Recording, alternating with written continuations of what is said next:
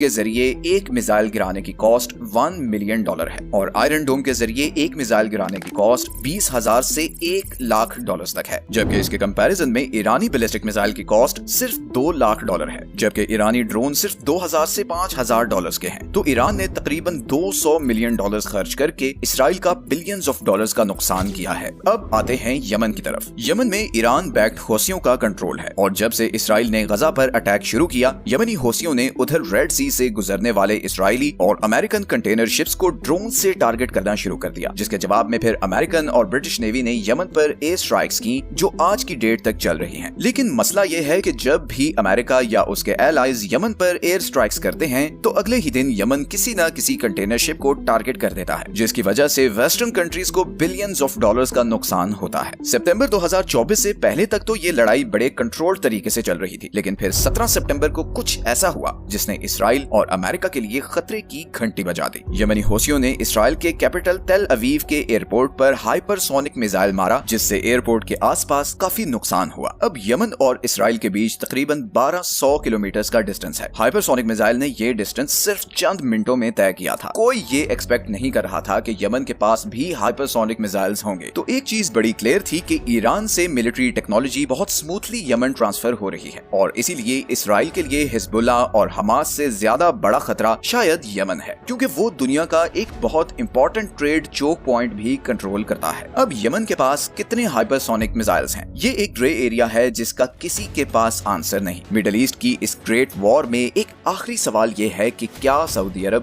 UAE اور قطر بھی اس وار میں شامل ہوں گے؟ ابھی تک سعودی عرب اور UAE اس وار میں نیوٹرل ہے اور اس کی ایک ڈیپ پولیٹیکل وجہ یہ بھی ہے کہ یمنی حوثی، حزب اللہ اور حماس تینوں شیعہ ملٹری گروپ ہیں اور ایران بیکڈ ہیں۔ تو سعودی عرب اور UAE ان تینوں گروپس کو اپنے لیے بھی خطرہ سمجھتے ہیں، اسی لیے انہوں نے ابھی تک کھل کر اسرائیل کو یمن اور حزب اللہ کے خلاف آپریشن پر کنڈیم نہیں کیا۔ But things can change drastically. اگر اسرائیل ایران کے نیوکلیئر پلانٹس اور آئل فیلڈز کو نشانہ بناتا ہے تو ایران جواب میں جو کرے گا اس سے یہ آگ سارے مڈل ایسٹ میں پھیل جائے گی۔ پر مڈل ایسٹ میں یہ وارز کیوں اور کیسے شروع ہوئی، اس پر ہم نے یہ بہت ڈیٹیلڈ ویڈیو بنائی تھی اور اس سوال کا ہسٹوریکل پرسپیکٹو سے جواب دیا تھا کہ مڈل ایسٹ میں ہر وقت وار کیوں رہتی ہے۔ اس وقت سارا فوکس اسرائیل کے جواب اور امریکن الیکشن پر ہے۔ ہمیں لگتا ہے کہ اسرائیل الیکشن سے پہلے اس لڑائی کو بڑھاوا ضرور دے گا اور پھر ایران اسرائیل کی یہ لڑائی ایک ریجنل لڑائی بن جائے گی جس میں باقی ورلڈ پاورز کو بھی شامل ہونا پڑے گا۔ Things are not looking good for the world at the moment۔ دعا تو یہی ہے کہ دنیا امن کی طرف بڑھے۔ جیسے جیسے جیو پولیٹیکل سچویشن ڈیولپ ہوتی جائے گی ہم مڈل ایسٹ پر اور ویڈیوز بھی لاتے رہیں گے۔ تب تک کے لیے اپنا خیال رکھیں۔ اللہ حافظ۔